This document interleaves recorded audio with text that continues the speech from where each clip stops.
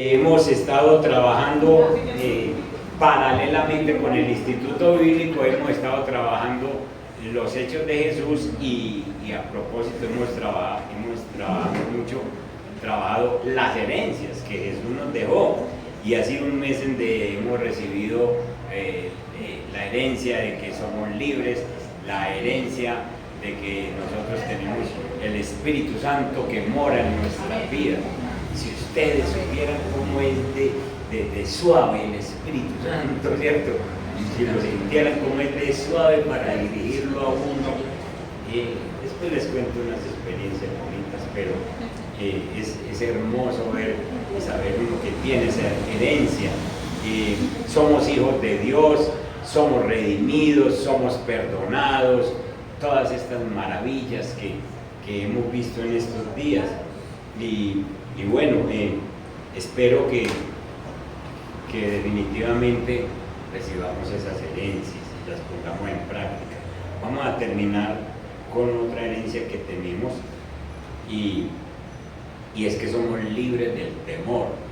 Con esta terminamos en este mes, porque ya el sábado venimos ya en marzo y necesitamos, o cambiamos de tema más bien.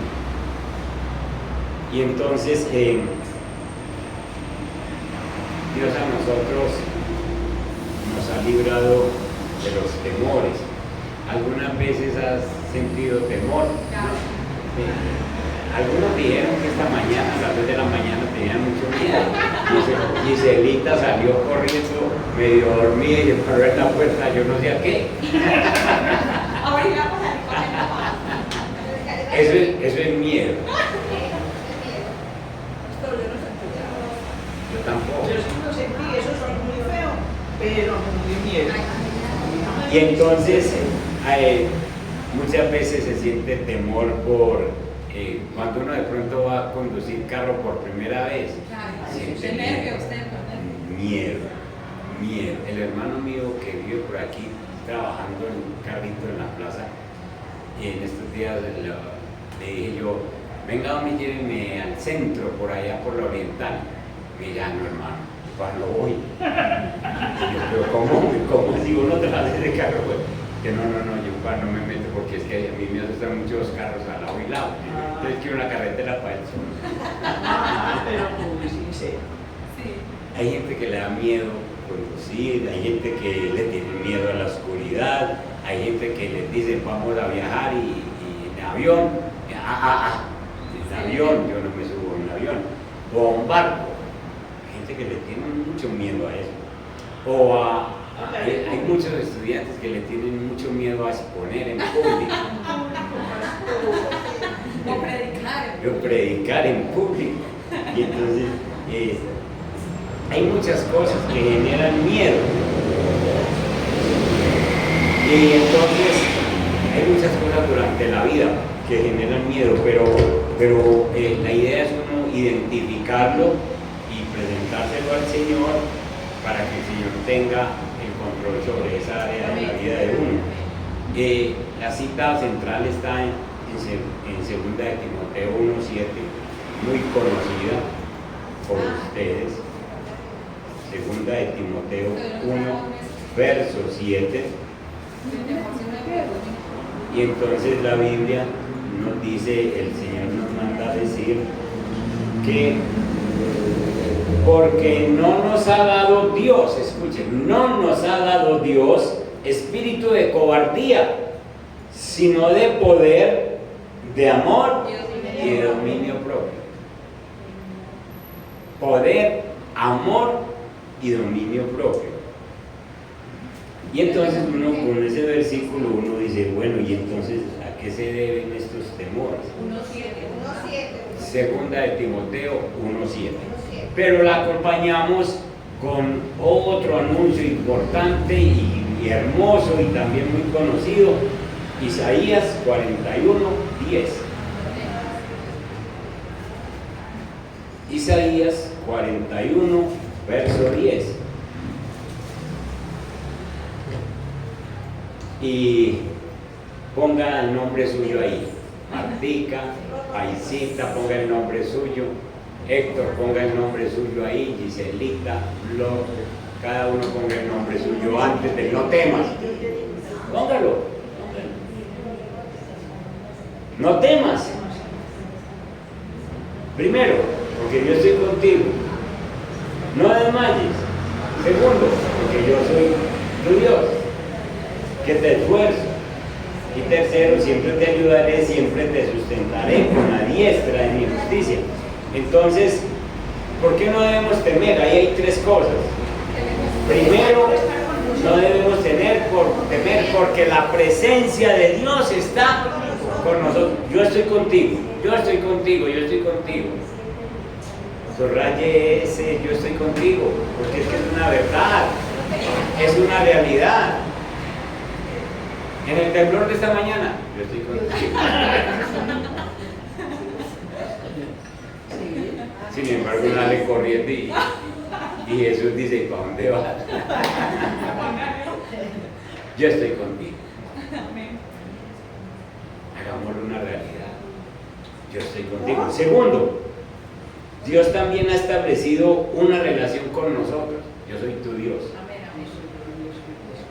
Yo soy tu Dios. Una relación entre yo soy tu Dios.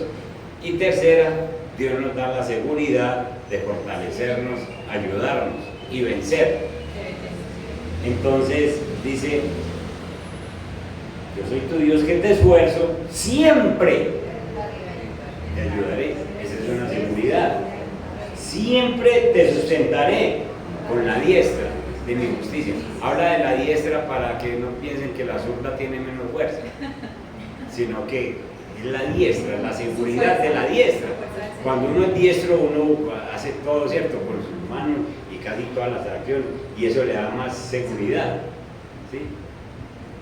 Entonces ahí hay tres cosas que debemos recordar para no temer.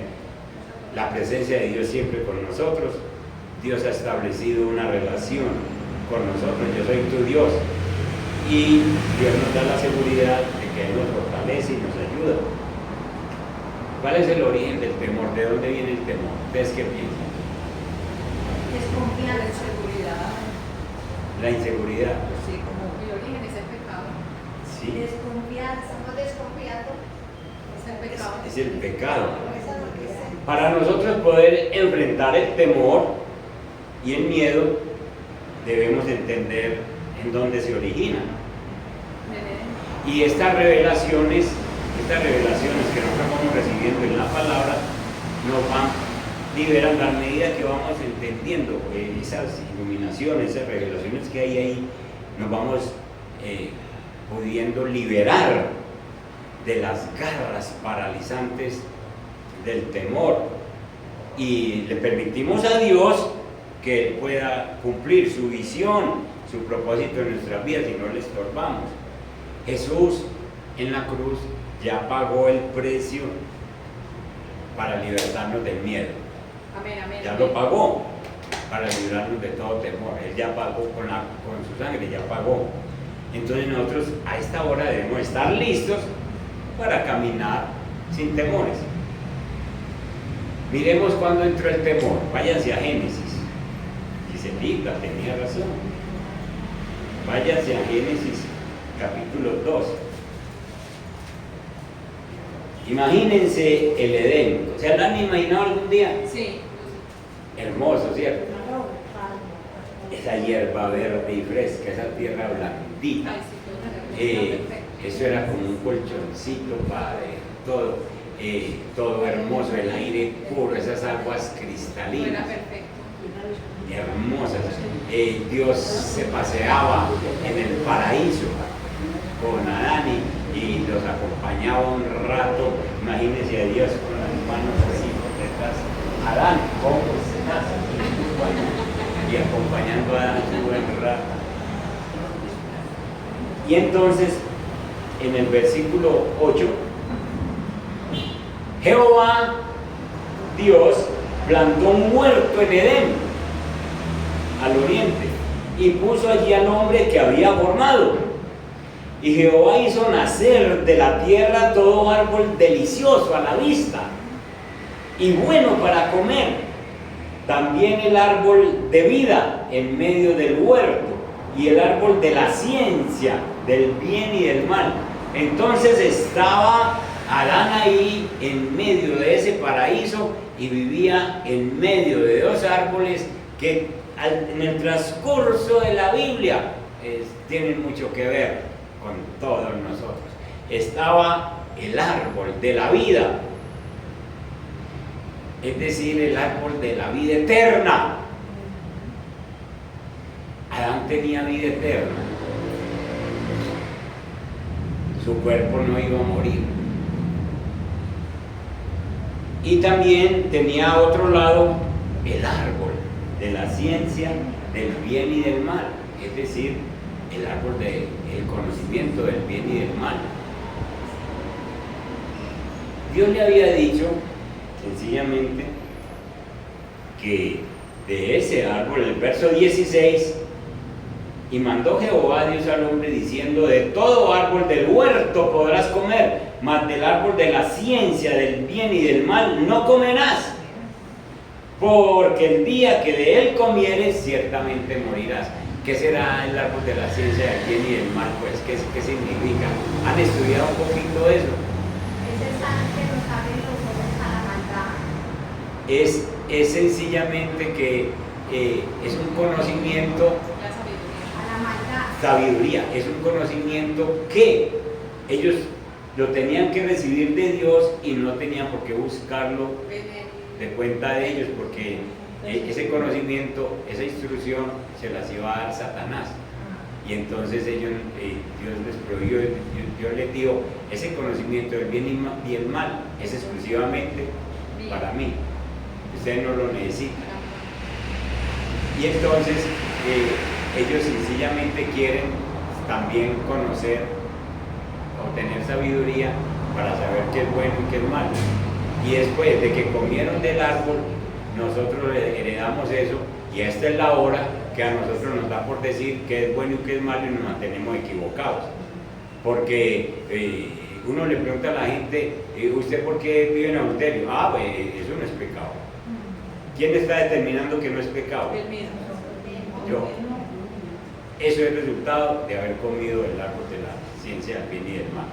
¿Fumar marihuana? No, eso no es pecado, todo el mundo lo hace. ¿Quién lo determina? Yo.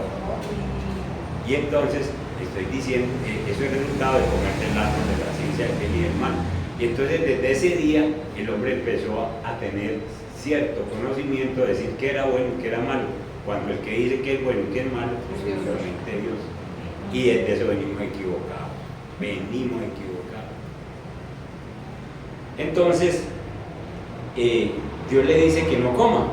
El Edén significa delicia de Dios, significa Edén, era un lugar delicioso, delicia de Dios, y puso al hombre allí, pero estaban junto a estos dos árboles. Estos dos árboles girarán en torno a la historia humana siempre. El árbol de vida se asocia con la vida eterna, incluyendo la inmortalidad. Ya les dije que Adán era inmortal. El árbol de la ciencia del bien y del mal representa la autonomía humana, es decir, yo quiero saber cómo me manejan las cosas, qué es bueno y qué es malo. El gobernarse a uno mismo, yo me mando a mí mismo, yo no necesito que Dios sea mi jefe, mi patrón. Y entonces se asume una postura independiente frente a Dios en todas las esferas de la vida. Cuando Adán y Eva comieron de ese fruto y dijeron: no queremos que usted nos mande. Dios le dio instrucciones, pero él no quiso pararle bola. Verso 16 ya nos dijo que Dios le dijo: no coma de ese árbol. Lo que le está diciendo es: no participe de esa forma de adquirir conocimiento. Usted no lo necesita, ese conocimiento es mío, usted no necesita saber eso. Ese conocimiento, si usted lo coge de esa manera, lo va a instruir a ustedes Satanás, usted va a recibir información falsa. Dios le advierte a Adán que el hecho de ingerir ese conocimiento, el resultado iba a ser la muerte, porque le dijo: vas a morir y no vas a tener la vida eterna. Y ya saben ustedes que se dio la historia y Dios sencillamente vio que el hombre adquirió un conocimiento a la manera de él, instruido por Satanás. ¿Cuál fue uno de los primeros efectos de ingerir ese nuevo conocimiento? El miedo. El miedo. De ahí viene el miedo. La vergüenza. Porque entonces Dios está buscando a Adán en el capítulo 3 y el hombre dice que tiene miedo, ¿cierto? Me escondí. Dios va y lo busca y el hombre dice, Tuve miedo. tuve miedo. El El verso 10, gracias. Jehová llamó al hombre y le dijo, ¿dónde estás tú? Y él respondió, oí tu voz en el huerto y tuve miedo porque estaba desnudo y me escondí. Imagínense una persona que nunca ha tenido miedo, ¿cómo será esa sensación? Esa desazón dentro. ¿Qué es lo que me está pasando? ¿Por qué estoy como temblando? ¿Por qué tengo miedo si esto nunca me ha pasado? Y nació el miedo. Y nació el temor. Tuvo miedo, sencillamente. La comunicación con Dios se rompió. Algo nuevo se ha desarrollado en el corazón desobediente del hombre y empezaron a expresar eso que todos llamamos temor. Empezaron a expresar el miedo. Y esta fue la primera respuesta emocional. A partir de esa experiencia del miedo se generó la vergüenza, se generó la culpa, se generó el complejo de inferioridad, se generó la inseguridad, que son enemigos constantes de nosotros. Uno habla de inseguridad y todo el mundo levanta la mano. Complejo de inferioridad, no me diga. Pero primero yo creo que no voy a poder lograr nada, creo que todo está cerrado para mí. Culpa, vergüenza. Y entonces lo que hace el hombre es que transfiere la ciudadanía que tenía, la ciudadanía del reino, la transfiere al reino de las tinieblas. No fue ni siquiera Satanás, fue él mismo, el que dijo, mi ciudadanía que estaba en los cielos, la transfiero al reino de las tinieblas. Y ahí venimos todos nosotros que nacemos con el reino de las tinieblas. La buena noticia es que Dios nos ama mucho. Dios nos ama tanto, de tal manera amó Dios al mundo que entregó a su Hijo unigénito para que todo aquel que en Él crea no se pierda, sino que tenga vida eterna. Entonces Dios manda a Jesús para redimirnos y para darnos de nuevo el libre paso al árbol de la vida. Tremendo, ¿no? ¿Sabían ustedes que ahora con Jesús volvemos a tener nosotros paso al árbol de la vida? Y que ahora sí podemos comer del fruto del árbol de la vida. Y hemos comido, porque ya sencillamente la muerte no es Señor en nosotros. Ya nosotros volvemos a tener vida eterna. Ya la tenemos. Ya la tenemos, porque Cristo arregló la situación. Y entonces vamos a Apocalipsis capítulo 2. Y miren conmigo el verso 7. El que tiene oído, oiga lo que el Espíritu dice a las iglesias. Al que venciere, le daré a comer. ¿De qué? Del árbol de la vida. Del árbol de la vida, el cual está en medio del paraíso de Dios. Al que venciere, nosotros podemos recibir de ese árbol de la vida. Entonces, con Jesús, nosotros volvemos a transferir nuevamente nuestra ciudadanía, que ahora estaba en las tinieblas, vuelve al reino de la luz. Por eso es que somos ciudadanos del cielo. Y entonces Jesús vuelve y nos quita el temor que nosotros habíamos cogido un día. Si nosotros buscamos en un diccionario para identificar qué es el temor, encontramos explicaciones clínicas sobre el temor y mucha gente la describe como una respuesta emocional, psicológica que la tenemos los seres humanos y aún los animales ante estímulos peligrosos. Un estímulo peligroso es que la tierrita de nuevo.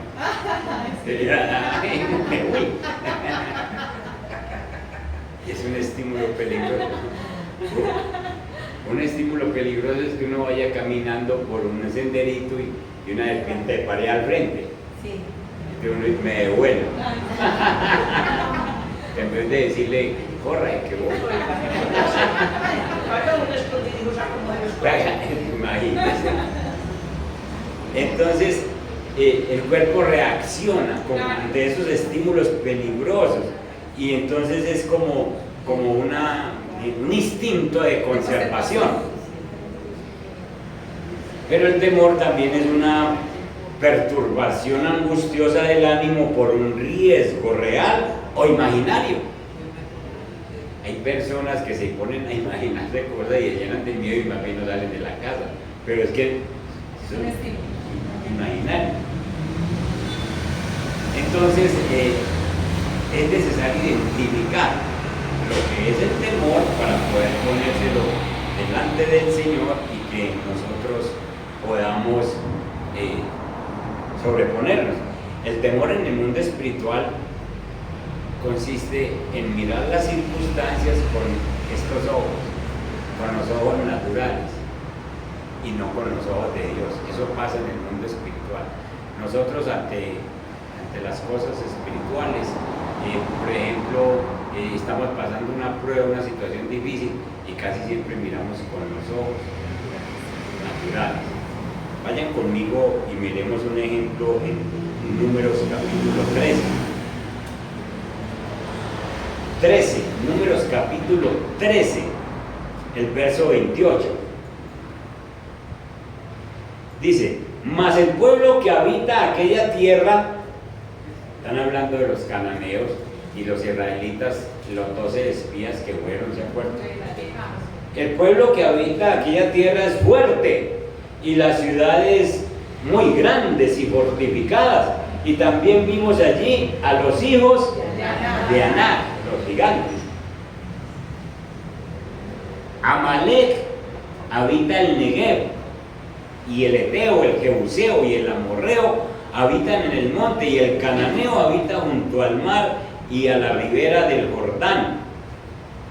Cuando uno oye estas noticias dicen, no, eso no tiene arrimadero, pero es que están mirando con los ojos naturales, están mirando con los ojos naturales. Entonces Caleb, verso 30, hizo callar al pueblo delante de Moisés y dijo, subamos luego y tomemos posesión de ella, porque más podremos nosotros que ellos. ¿Con cuáles ojos está mirando Caleb? Los ojos espirituales. Si vos mirás el temor con los ojos naturales, salís corriendo, todo te asusta. Pero si mirás con los ojos espirituales, vas a mirar que Dios es más grande que tu problema. Mas los varones que subieron con él dijeron, no podremos subir contra aquel pueblo, porque es más fuerte que nosotros. Ojos naturales. Y hablaron mal entre los hijos de Israel de la tierra que habían reconocido, diciendo, la tierra por donde pasamos para reconocerla es tierra que traga a sus moradores, y todo el pueblo que vimos en medio de ella son hombres de grande estatura.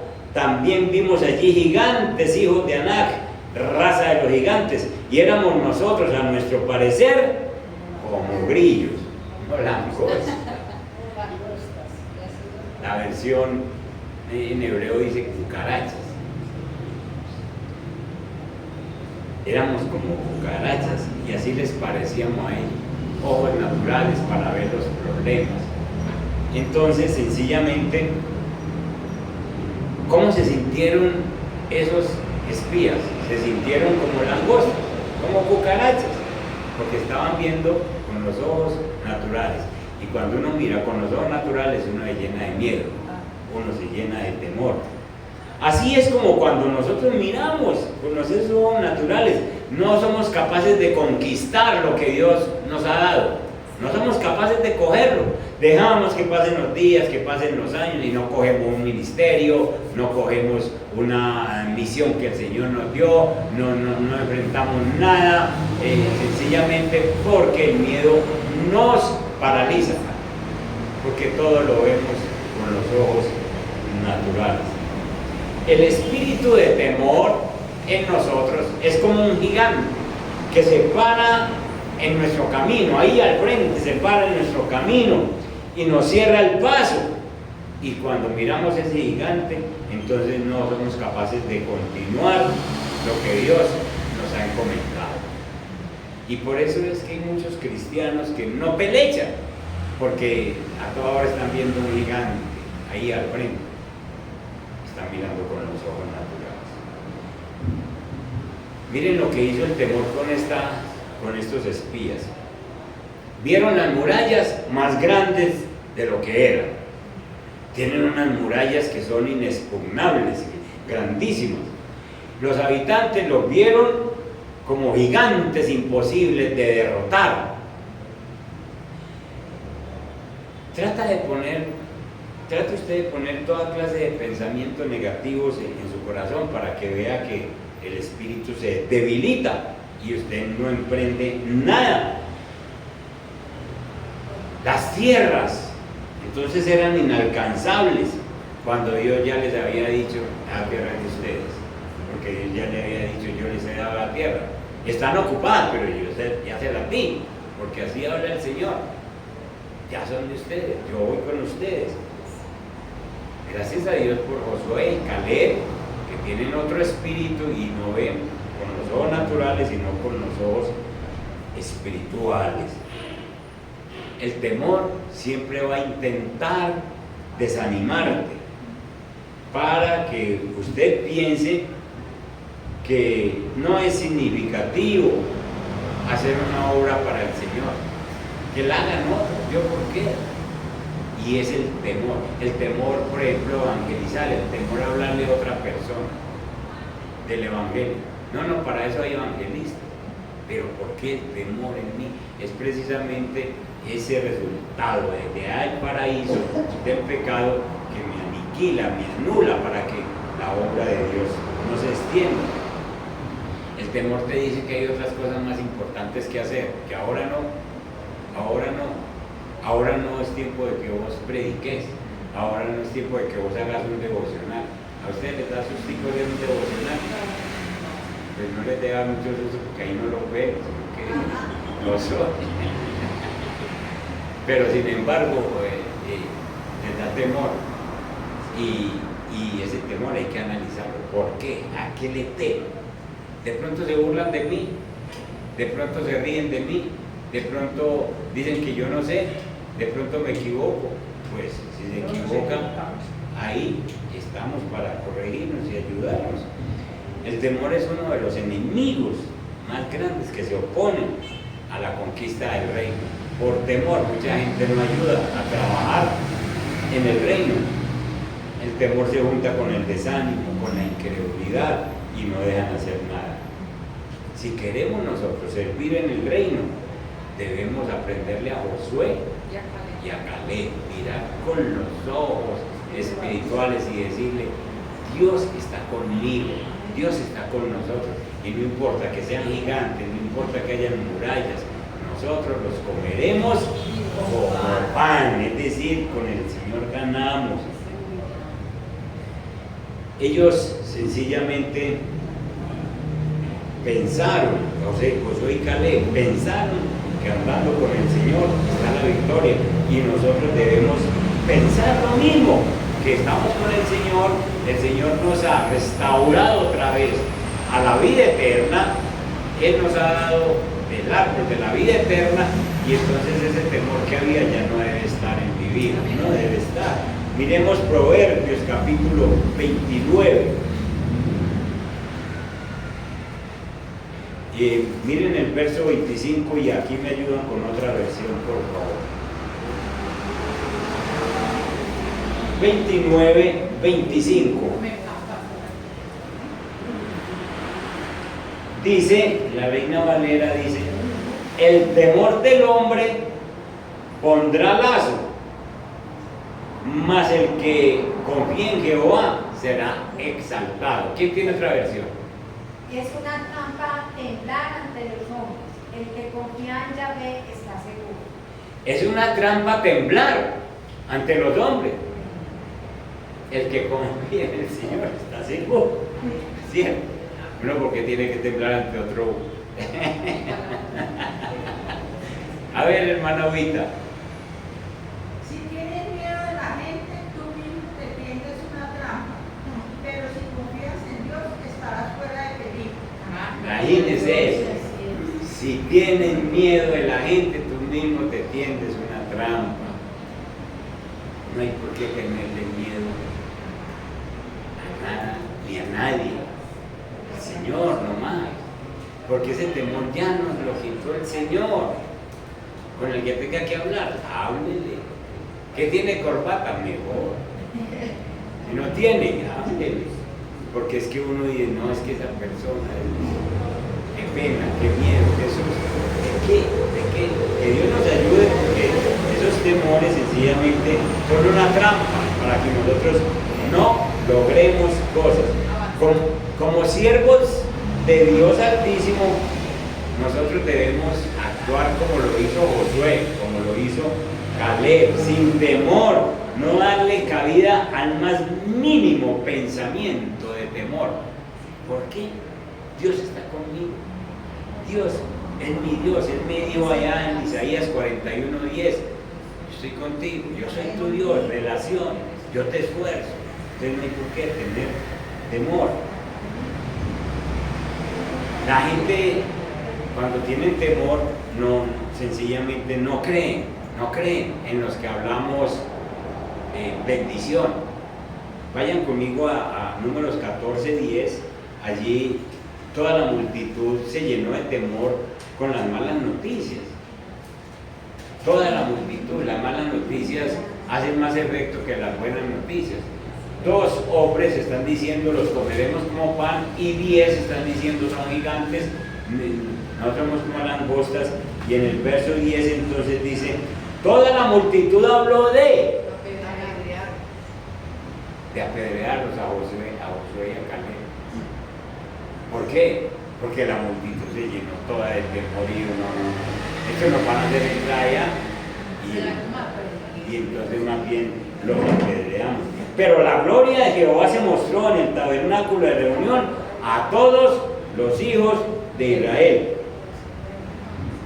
La gran mayoría de esta gente dejaron pasar la oportunidad.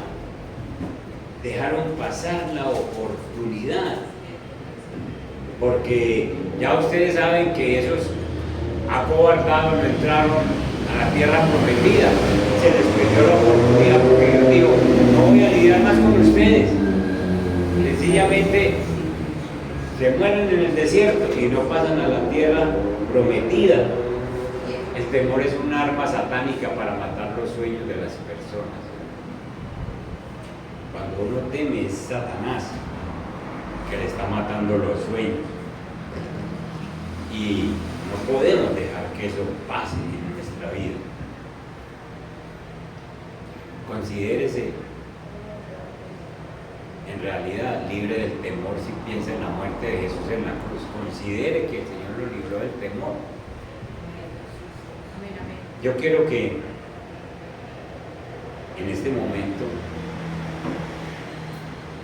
usted identifique cualquier cosa que lo atemorice, la economía, el futuro, problemas de familia, cosas que de pronto te estén atemorizando.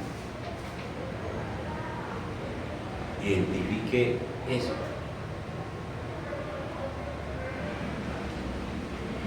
Cualquier cosa que lo identifique. Te atemoriza hablar en público, te atemoriza dar una lección bíblica, te atemoriza predicar, te parece que te van a rechazar. Vaya a la raíz del asunto. Muchos creemos que con el tiempo, eso se me pasa algún día. No crean que el temor se va a pasar. Antes se va aumentando, se va como engordando, y sencillamente, como es demoníaco, como no es de Dios, entonces nos va cogiendo ventaja hasta que nos paraliza cada día más, y ya es difícil poder identificar. Entonces es necesario identificar por qué tengo este temor, qué hizo Dios con relación a esto por mí, y luego confróntelo, enfrente ese temor. Cuando descubra ese temor, en el nombre de nuestro Señor Jesucristo, mírelo como un enemigo y dígale: no más conmigo, no más, nada de temor. Dios es mi Señor, Dios ya me salvó, Dios ya me quitó este problema, y lo enfrentamos.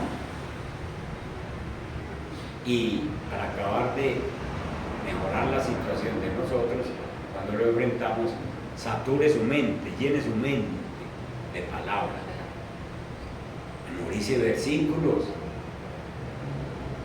Uno todos los días no tiene la Biblia a la mano, pero si uno lee Biblia lo va memorizando.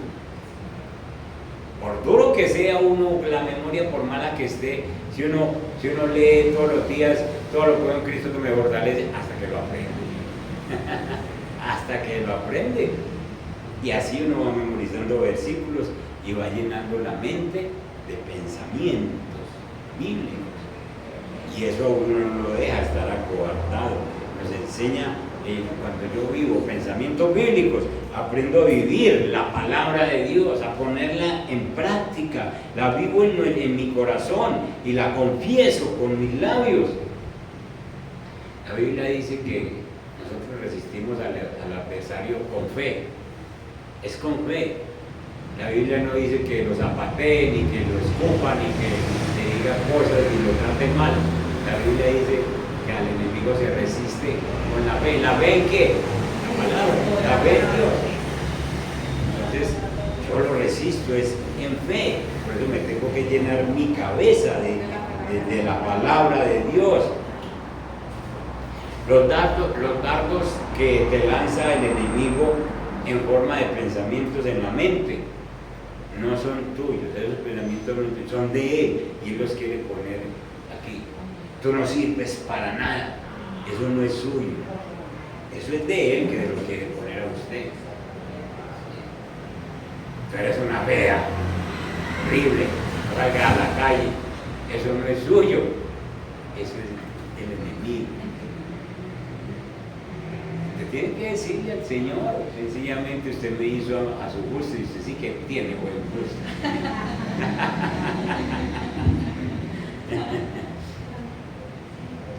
Manténgase firme en la fe. Santiago 4:7 dice: resistid al diablo y él mira, y se resiste en la fe. Cultive esa confianza absoluta en el Señor. El santo Job, patriarca Job, él convivió con el temor, dejó entrar el temor, y miren los estragos que hizo el temor en la vida de Job, hasta que el Señor volvió y lo recuperó. Entonces, vayamos a Juan capítulo 14, Primera de Juan capítulo 4.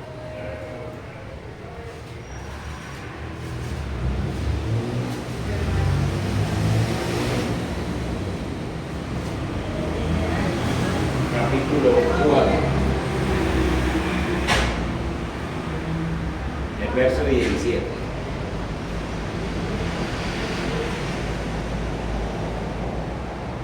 En esto se ha perfeccionado el amor en nosotros, para que tengamos confianza en el día del juicio. Pues como Él es, así somos nosotros en este mundo. En el amor no hay temor, sino que el perfecto amor echa fuera el temor. Porque el temor lleva en sí ¿qué? Castigo, claro. El temor lleva en sí castigo. De donde el que teme no ha sido perfeccionado en el amor. Hermanos, nosotros estamos siendo perfeccionados en el amor. Y si estamos siendo perfeccionados en el amor, si ya entendemos la salvación, si ya entendemos la redención, si ya entendemos lo que Cristo hizo en la cruz, que es por puro amor, entonces en mí no debe estar ningún temor. Y yo debo enfrentar cualquier temor que se me presente y decirle, bueno, Señor, usted está conmigo, usted es mi Dios y usted me fortalece. Isaías 41:10. 3 lecciones que hay para nosotros. Usted es mi Dios, usted me fortalece, usted va conmigo. Señor, ¿a qué le puedo temer yo? Los gigantes de la tierra prometida sí eran grandes, las murallas sí eran grandes.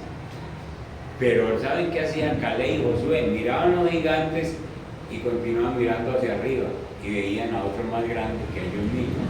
Entonces vieron a Dios que es más grande que las mismas montañas de Jerusalén, que los mismos gigantes que había en la tierra, siguieron mirando arriba. Lo que pasa es que nosotros miramos al gigante y nos quedamos mirándolo. Fuimos hasta la cabeza y volvimos ahora hasta los pies. Y volvimos a subir hasta la cabeza y no pasamos de ahí. Quite la mirada de esa cabeza y siga mirando para que vea que hay uno más grande que está en nosotros, más grande que